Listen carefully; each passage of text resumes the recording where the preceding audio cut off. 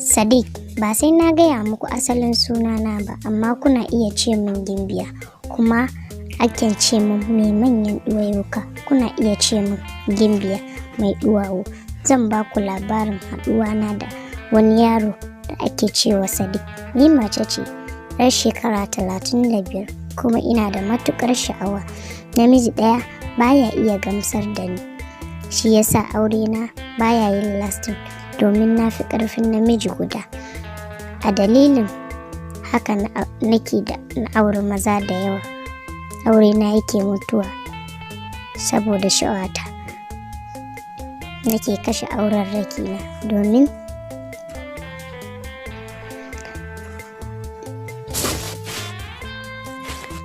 na samu damar sheƙe ayata yadda nake so. Bari na ɗan muku kwatancen jikina.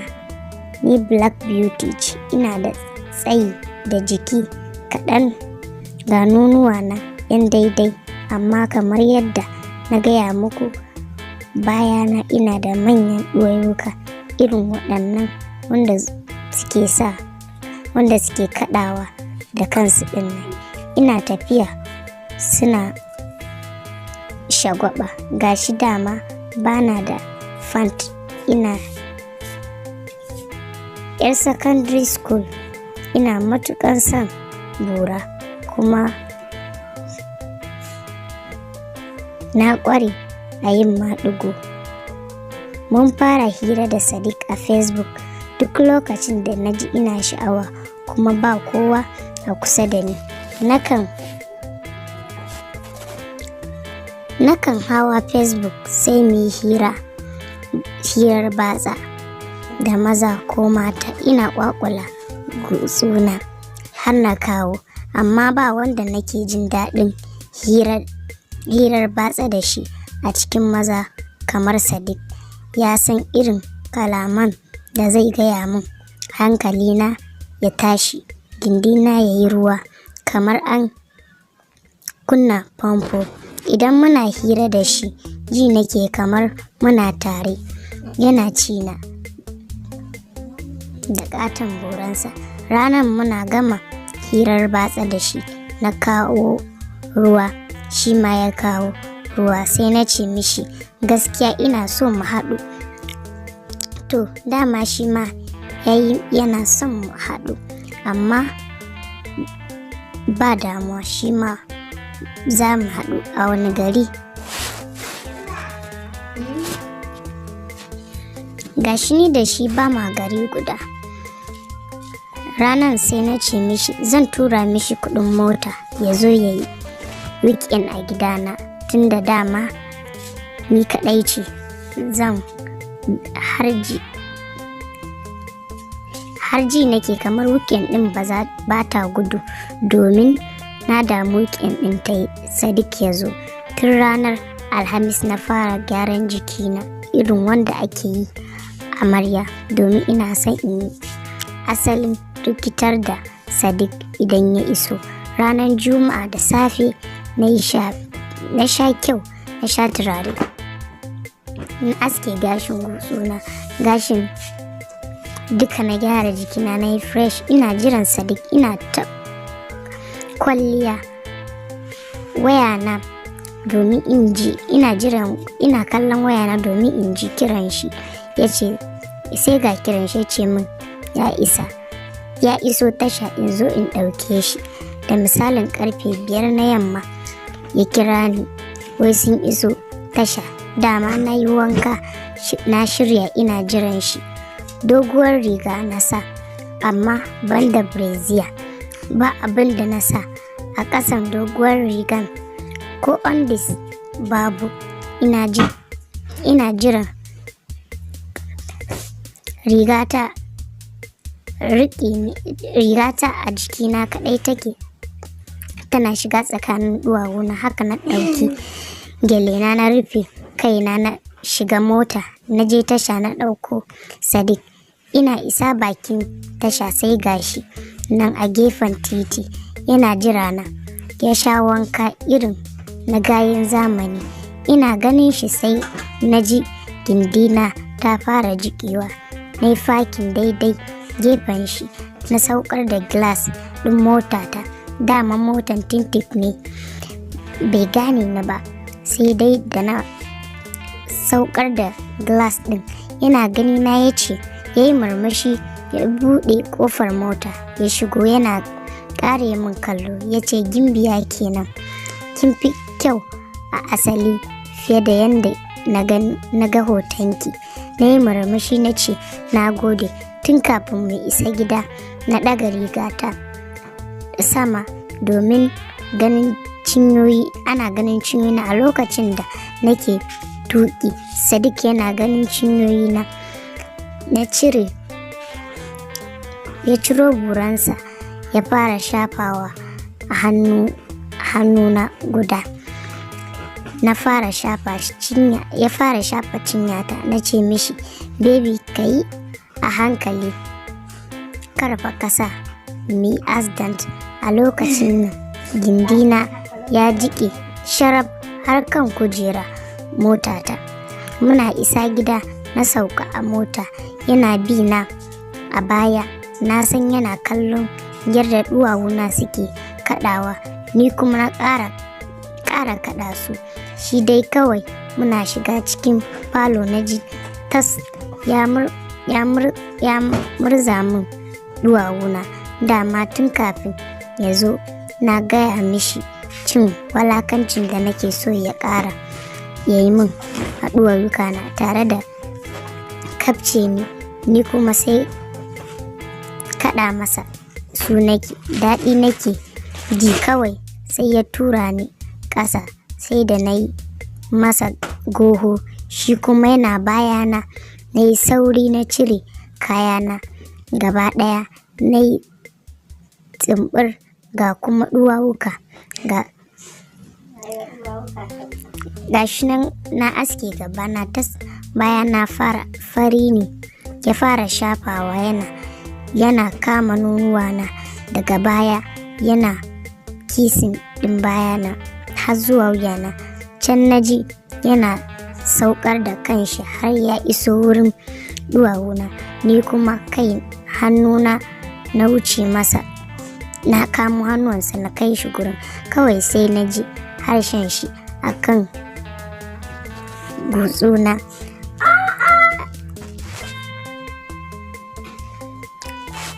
A take na kawo ruwa. A lokacin gaba ɗaya na rikice. Sadiq ya ci gaba da lasan duwawuna yana wasa da ita. Ni dai ya sa yatsunsa can sai ya saukar da kansa tsakanin cinyoyina, ya fara shan gutsuna. Sai na ɗago kaina, sai na kawo ruwa. Yatsunsa biyu kafin ya na fara kama buransa, ina ta wasa da shi, ina kisin saman burarsa zuwa ƙasa wurin, ina wasa da shi. Kawai sai na tura buran cikin bakina, na fara sha, ina sha nishi dukkanmu muke yi. Ina wasa da golan shi. Can ya ce min, Gimbiya zan kawo ruwa. Yana tunanin zan tashi domin ya kawo ruwa a waje. Kawai sai na ƙara riƙe duwawun shi ƙamƙam har da ta yadda ba zai iya kwacewa ba. Ya janye ya kasa. Shi kuma yana ganin haka kawai ya zuba min maniyinsa a bakina. Haka na lashe maniyin gaba ɗaya na shanye, wato maniyin Sadiq. Ba dai daɗi ba, kamar a ce sweet nake sha. Daga kai ina ta lashewa. Sadiq kana da daɗi, ya ce, Gimbiya baki ga daɗi ba tukunna, sai na ci ki matuƙa za ki san menene da. Jarumtar Bura. Binta ta gama wanka da safe, ta yi kwalliya kamar mijinta na gida, ta tsara ido, ta fito fes daga nan. Duk wata atamfa wadda ta sa wata atamfa wadda ta matse jikin da siket ɗinta kamar zai tsage saboda inda kwankwason Binta ya cika shi, haka zalika ƙirjin rigarta ma, nonuwanta ƙamƙam, kashif ɗin Binta duk sun fita. Bayan ta gama tsarawa ko ina daga jikinta, ta feshe jikinta da turare, sannan ta nufi hanyar falo. Tana tafiya, duwawunta suna girgiza tare da jijjiga kwankwasonta. Ta zauna akan kujera ta falo tare da yin tsugunno, har yanzu tunanin kwarton da ya zo ya ci ta jiya da daddare take yi. Ta ji daɗin cin sosai kuwa. Waye ya san sirrin cin duri kamar da alamar cewa kwarton ɗan gida ne, domin ya fito daga ɗakinta sai ya ɓace. Ta rasa inda ya shiga, kuma bata ji alamar an buɗe gida ba, balle a ce ya fita. Kawai mutum biyu ne take zargi, direba da mai gadi. Tana zargin cikinsu ɗaya ya faɗo mata, domin kowannensu idan yana kallonta yana lashe baki in suka ganta ba sa nutsuwa. Mai gadi kam abun nasa baya ɓoyuwa, domin idan har ya ganta sai ya durƙusa ƙasa, baya iya miƙewa tsaye. Burarsa ta sa za ta iya gane shi cikin wando, kamar za ta rinka miƙewa kamar rodi a cikin wandonsa. Haka burarsa take cikar miƙewa in ya ga Hajiya Binta. Idan Iro ya faɗo mata cikin dare ba zai yi mamaki ba, ba za ta yi mamaki ba don yana sha'awarta, ta sani. Sai dai akwai raini a ce mai gadinta ya zo mata cikin dare ya ci ta. Kai Iro ba zai iya zuwa ya ci ta ba. To waye kwarton nan? Sai kuma ga Idi direba, shi wannan abin nasa sai addu'a. Idan Binta za ta shiga mota, Idi har niƙaf take sawa wani lokacin idan sun dan kar ya ga fuskanta yana lashe baki, ko kallon titi baya yi. Haka yake ta tuƙa mota ba nutsuwa, yana kallon Hajiya Binta. Akwai ranar da ta ce a tsaya a gefen hanya za ta siyi katin waya. Da aka tsaya ta siyi katin, sai Idi ya miƙa mata. Wajen karɓar katin kawai sai hannun Binta ya taɓa hannun Idi. Haba, sai ga Idi ya yi wata irin kantsarewa tare da cewa sai jikinsa ya fara karma, yana limsa ido. Binta jikin ruɗani ta ce, lafiya Idi, me ya same ka? Cikin kasalalliyar murya ya ce, Hajiya babu komai. Sai ya kai hannu domin ya gyara gaban wandonsa, amma Binta ta hango ruwa a gaban wandon, ga shatin kaciyar burar nan tana zillo. Sai ta kauda kai kamar bata gani ba. To hakan ya sa shi ma Idi idan ya faɗo mata cikin dare ba abin mamaki ba ne, sai dai akwai raini. Idan gaskiya da kamar wuya gashi gidan nan cikin dare ya ci ta, to in ba so ba ne waye ya shigo mata ne? Tana cikin duniyar tunani, sai na ji an faɗo jikinta. Ta zabura da sauri tana tunanin ko kwarton ne ya dawo. Sai ta ga diyarta ce, Ummi, yar shekara 17 ce, ta faɗa mata. Binta ta yi tsaki ta ce da Ummi, baki girma ba, kullum kamar karamar yarinya. Ummi ta zumburo baki tare da cewa, Mummy, ai ni karamar yarinya ce tunda ni ce yar auta, ko dole in yi yadda na ga dama. Binta ta ce, rufe min baki, kin ci abinci? Ummi ta ce yaya Kamal nake jira ya fito mu ci tare. Binta ta ce a ranta, wannan soyayya tsakanin yaran nan yana yin yawa, amma ina jin daɗin haka. Sannan ta ce to sai ki jira sa. Ai Kamal yaro ne ɗan shekara 20 da ƙanwarsa 'yar shekara 17, su kaɗai ne 'ya'yan Alhaji Mansur. Hajiya Binta hakan yasa suka samu gata sosai daidai gwargwado. Ana shagwaɓantar da su shagwaɓa da ƙauna juna tsakaninsu. Suna zaune sai wani tunani ya faɗo ma Binta. Ta firgice cikin tsoro, sannan ta riƙe hannun Ummi ta ce, ke nan da kika tambaye ni ko na ji motsi a cikin gidan nan har na ce miki ban ji ba, me ya faru? Binta ta yi tambayar ta cike da fargaba. A yanzu ne na tuna cewa kwanaki diyarta Ummi ta yi mata wannan tambayar amma bata kula ta ba, ta bata damar ba, domin tana tunanin ko bacci ne yake kwantar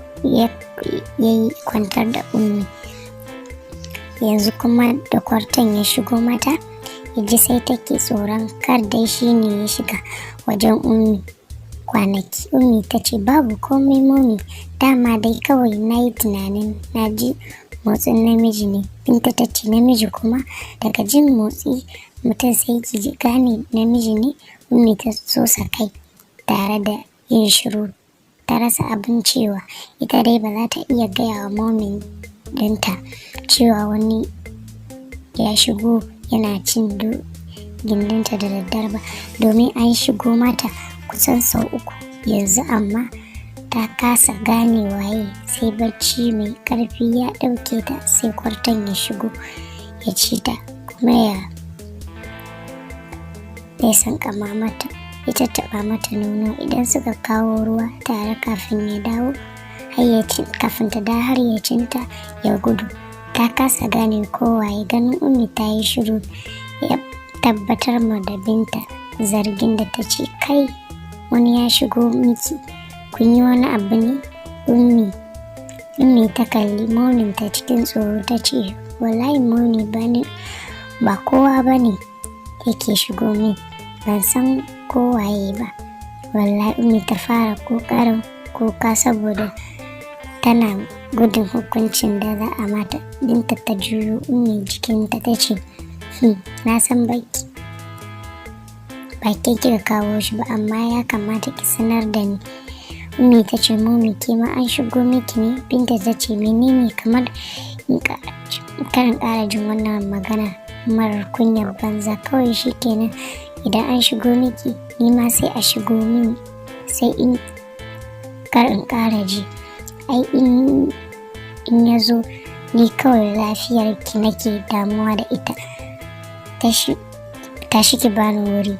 Binta har zufa take yi tana faɗa mata, tana mata tsawa. Tambayar daga wajen Ummi shi yasa duk ta ruɗe, ta rasa amsar da za ta bayar.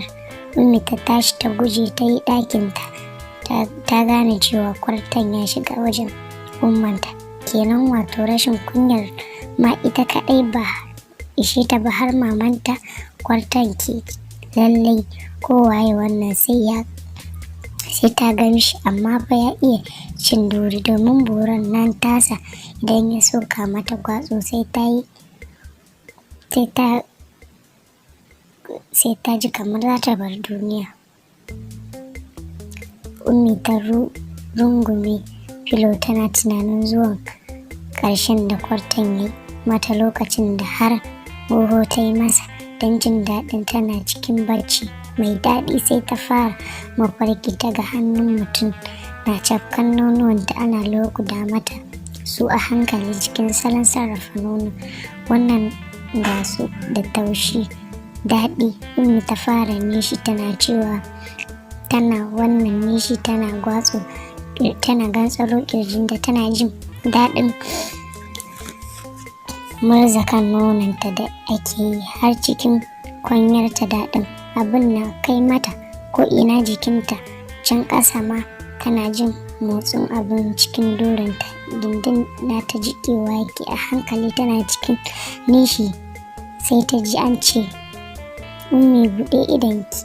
A hankali sai ta ga ashe ba mafarki take ba, mutum ne kwance gefenta yake cafkar nonuwanta. Take ta gane kwarton ne wanda yake shigowa cikin daryar. Ita tana buƙatar burarsa sosai, ba ta tsaya wani gardama ba, kawai ta kai hannunta kan wandonsa ta fara shafa cinyarsa. A cikin wandon kwarton ya fara nishi sosai sannan ya kai bakinsa kan nonon Ummi ya fara tsotsawa. Wani sabon daɗi ya ƙara kamar da Ummi ta gantsaro masa ƙirji tare da ɗan ƙasa da nonuwanta ya tsoye masu kyau. Can ƙasa kuma sai na ji hannunsa cikin pant ɗina ya fara wasa da gindina yana lelaya. Duladin ɗin gindina ya tsaya cikin daɗi. Ummi ta ce masa, ka ci ni samun burarka. Kwarton bai yi musu ba, kawai sai ya fara cire wandonsa, yayin da ita Ummi ta cire rigar baccinta da pant ɗinta. Sai ga Ummi kwance zindir a kan gado.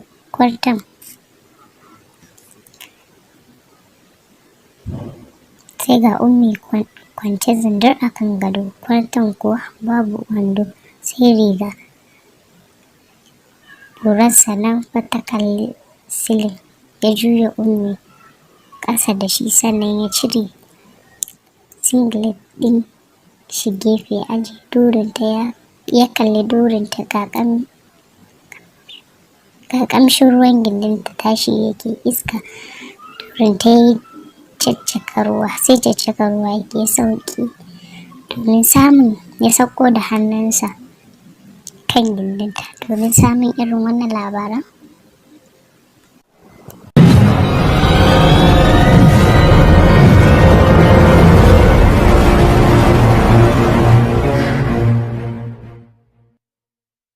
a kwana a tashi, Khadija ta ga ba za ta iya jure rashin sake fuskan da ya Salme ke yi mata ba, kuma gashi dama yanda ta yarda da kwaɗayi yin da duk da dai bata so, amma dai tana ji a ranta cewa da daɗi. Shi kuma Salim tun ranar da ya nemi durin Khadija bai samu ba, ya daina zuwa gidansu, balantana ma ya gan Khadija ran shi ya ɓaci. Wata rana kuwa da yamma Aisha ta je gidansu Khadija. Momin Khadija bata nan, ta fita shi ne ta ce Aisha ta zo ta taya Khadija wuni. Sai da yamma ta yi, Aisha ta kira wayan Salim ya zo ya ɗauke ta a gidansu Khadija, ya kai ta gida da ke baya kusa, ya ce ta ɗan jira shi, amma rashin haƙuri irin na Aisha da kuma ganin yamma ta yi ba za ta jira shi ba, da za ta tafi gida kawai za ta kira shi ta ce masa kar ya zo. Daga jin haka ta ce a'a ki bar shi ya zo. Aisha ta ce saboda me? Khadija ta ce ki dai bar shi ya zo, ya daɗe bai zo mana ziyara ba. Haka Aisha ta ce to ni dai zan tafi, idan ya zo sai ki faɗa mishi ita na tafi. Khadija ta ce to shikenan, abinda take tunani sai zuwan yaya Salim domin ya zira mata bura. Aisha ta tafi, Khadija ta saka zani ta zauna ta kasa tsaye domin tunanin yadda za ta kallame shi. Yaya Salim ya ce ta ai kuwa can na ji hon ɗin mota, tana leƙowa ta windo ta ga shi ne. A zuciyarta ta ce alhamdulillah ya zo shi. Ya matso kusa ya dai ga dai yaya Salim a cikin gidanmu mu kaɗai. Salim ya shigowa tare da Khadija ta ita sai ga ƙirjinta, daga ita sai zani, dama cin sha'awar take.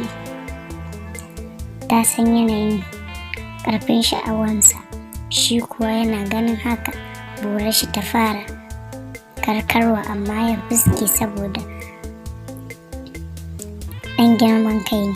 Buɗe bakin shi ke da wuya sai cewa yayi, ina Aisha? Khadija ta ce tuntuni ta tafi. Salim ya ce me yasa bata kira ni ba a waya ta faɗa min? Khadija ta ce ni ce na ce na hana ta. Ya ce kamar ya? Khadija ta ce saboda na baka abin da kake so a wajena. Kafin Salim ya yi wata magana sai jin hannun Khadija yayi akan burar shi tana mulmulawa kamar yaro ya samu abin wasa. Shi kuwa Salim sai nishi yake ya sa cewa komai Khadija take iya masa. Daga haka sai ta ce yaya mu shiga ciki ko? Salim bai yi wasa ba, take ya fada cikin ɗaki. Burar shi kuwa tana hannun Khadija tana mulmula ta. Suna zuwa gefen gado ya rungume Khadija, kawai ya ga zanin da yake jikin da ya faɗi ƙasa. Yana dubawa ya ga aiko ko fant babu a jikin Khadija. Ta ji burar Salim ta ƙara kumbura, ta cika mishi wando, ta cika wa Khadija hannu. Take tana miƙa da shi ta cire masa riga ta fara shafin kan nononsa. Shi kuwa rungume ta yana shafa duwawunta ta baya. A take dukkansu suka rungume juna suna nishi. Da Khadija ta ga burar Salim sai ƙara zullo take yi, tana fitar da ruwa. Ta tsugunna ta saka a bakinta tana tsotsawa kamar alawa. Ya ji ba zai iya jura hakan ba, ya zauna a gefen gado yana faɗin sista kin iya shan bura. Ita kuwa Khadija bata san me yake cewa ba, ita dai kawai tana sa bura a cikin baki shi tana sha yayin da durinta yake daga ruwa kamar an buɗe fiye wata. Can ta ji Salim ya hau kanta ya fara tura shi cikin yana riƙe ta cikin jikinta. Ta ji ruwan daɗi ya fara gangarowa, yana gangarowa. Haka ta ƙara matse burar Salim a bakinta ta shi kuwa ya kankame ta kanta yana matsewa cinyoyin shi, yana nishi daɗi kamar ran shi zai fita. Yana yin releasing ya faɗa kan gada kamar wanda ya ci mata da yawa. Aiko yayi Khadija ta sa shi ta kama burar shi tana laulayawa ƙofar durinta. Salim yana jin haka ya ƙara gangarowa da Khadija, yana jin burarsa tana jiƙewa. Ya fara buga mata gwatsu kamar zai fasa mata duru. Ita kuwa Khadija tana ihu zai kashe ni. Shi kuwa Salim ya rufe ido sai gwatsu yake buga mata. Khadija ji take yi tana yi har ta zo ta karɓa ta ƙara ƙanƙame shi. Ba daɗewa durin Khadija ya cika makil da ruwa har buran Salim ya fara linƙaya. Salim ya ci ta yana tafi. Salim ya ci gaba da buga mata gwatsu. A haka ya miƙe ya juyo Khadija ya kama ƙafafunta ya dinga gwatsu. A haka duk ta fara gajiya, ta ƙara riƙo shi ta ƙanƙame shi. Can ta ƙara jin gwatsan Salim ya ƙara canzawa. Ta fara buga mata bura kamar an aiko shi, yana wani ihun daɗi yana faɗin sista ke zan aura, zan kawo, kina da daɗi. Yana gama faɗin haka ya zare burar shi ya faɗi gefe yana nishi yana zubar da ruwan yana nishi. Ita kuwa Khadija motsi ma ba ta iya yi domin Salim ya gama ya yi releasing a jikinta, ya fara ƙoƙarin ya sa kaya. Khadija ta ce yaya ba za ka yi wanka ba ne? Ya ce idan na je gida na yi, ba na so a ce mummy ta shigo ta gan mu daga nesa yake a gida. Khadija ta ce to menene kai baka so ta gani? Cikin murmushi da ya ce yaya menene ni kanwar ka ce fa. Suka yi kwashe da dariya. Ya hau mota suka yi